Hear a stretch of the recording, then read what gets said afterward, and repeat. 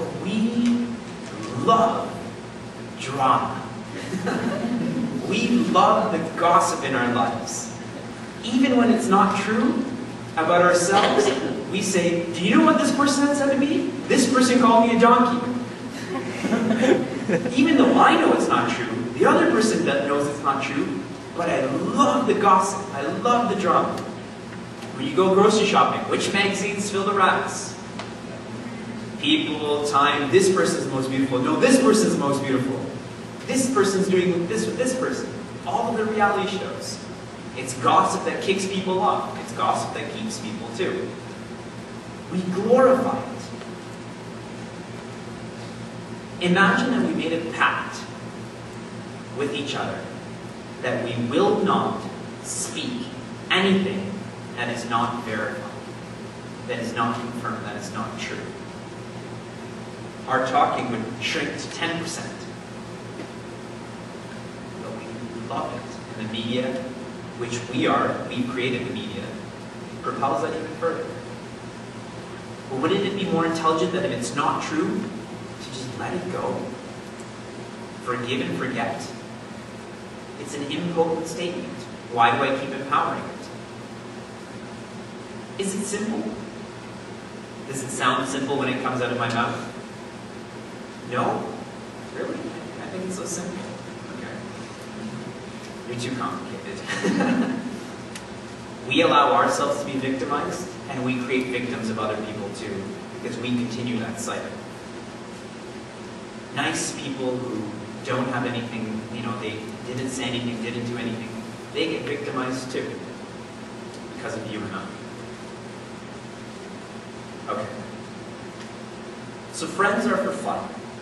And like I said, whenever they're not being fun, then there's a problem not with them, there's a problem with us.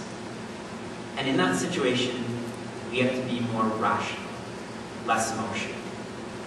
For example, there's a chick in this room who attended a series of satsangs, and she was very happy after each satsang.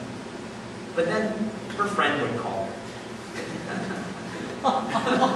Her friend would call her. Her name is, for example, her name is Rashmi S. R. Shankar. Who volunteered at our youth camp in DC every day, and she was inspired and she was learning, and then her friend would pick up the phone and call her, and all of that satsang, gone.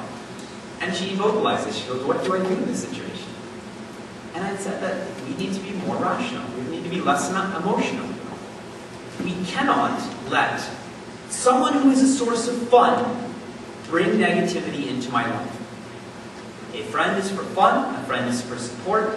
If that contract is breached, A, I have to stop allowing them to do that, or B, I have to reassess who my friends are.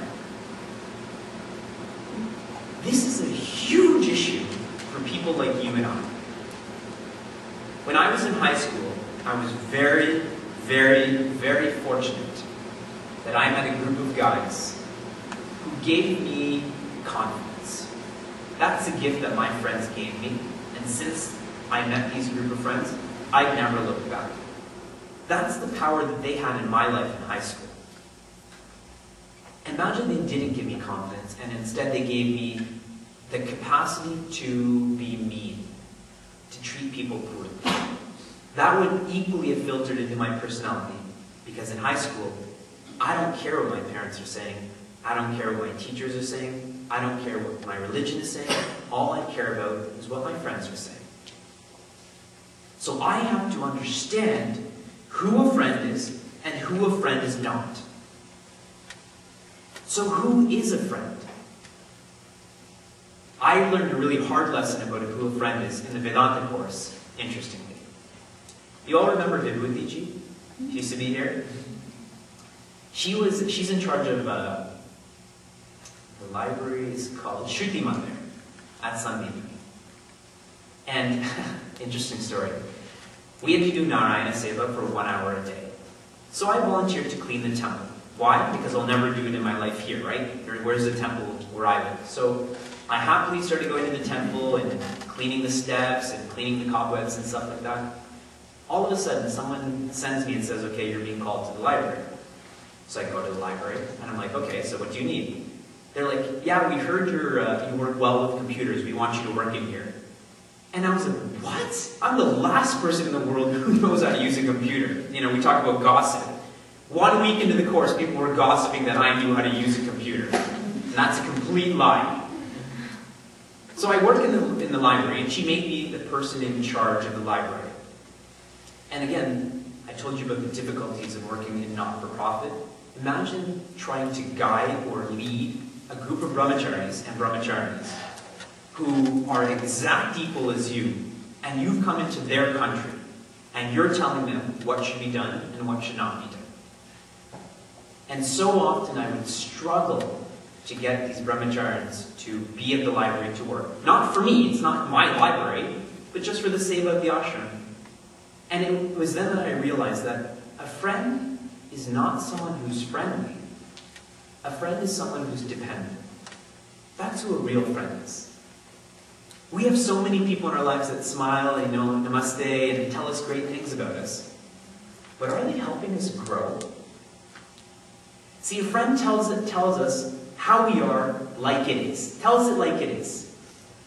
Today, Vineet made a very nice gesture. Nitin had some towel things on his face. You know when you wipe a towel and it gets in your hair and stuff like that? And no one said anything, but Vineet did. I was an experiment. I was watching what was happening. And Vineet did, and I was like, wow, you know, that's a nice thing to do. You know, if I had something in my teeth, I would appreciate if someone told me, or I'm going to talk the whole time and no one's going to listen. That's what a friend does. Helps us grow. We need to ask ourselves, are our friends really our friends? I use the word really. We all know, but do we really? We have friends, but do we really have friends? I shared with you my example coming back from the Vedanta course. Half of those friends who I lived with and I died with in high school only lived and died with me because of my lifestyle. Once the lifestyle changed, their relationship with me changed. There's another chick in this room who shared 4 great lessons that he learned in the past year. And one of them was, the people that you think don't care for you actually do care for you. And the people that you think care for you actually don't. It's not a rule of thumb, but this is what he learned in his life when he went through a difficult situation. Those people he thought would be there for him weren't there for him. And all of those people he thought weren't going to be there for him actually were there for him. Who are our friends? Are our friends really our friends? Facebook doesn't count. I have 900 people on Facebook. That doesn't mean that all of those people care or are even interested in what I'm saying. Who are our friends? It's very important, and I do this quite often, and I would encourage you to do the same. Is sit down and write down, who are your friends? Why are they your friends? Because that's manana, that's reflection. Like a goal, when you put a goal down on paper, it becomes more tangible. That was the whole exercise behind quantifying peace. You all made graphs, you all wrote explanations behind it. I know that's become more real now. On a side note, in my observations, I was surprised to see how many of you are poor in regards to peace. Because in our lives, I don't think many of us face the challenges that we will face in the next 10 or 15 years. And that's something really important to address now, when we don't have that much on our plate, even if you're in school or working.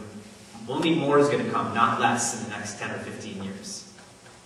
So please look into that, about increasing your wealth when it comes to peace. Yeah. So my point is that, friends, write down who your friends are. This is not, it may sound business, but it's not, it's manana. And then the point is, when we discover who our friends are, we should spend more time with them. And when we discover who our friends are not, we shouldn't be spending so much time with them.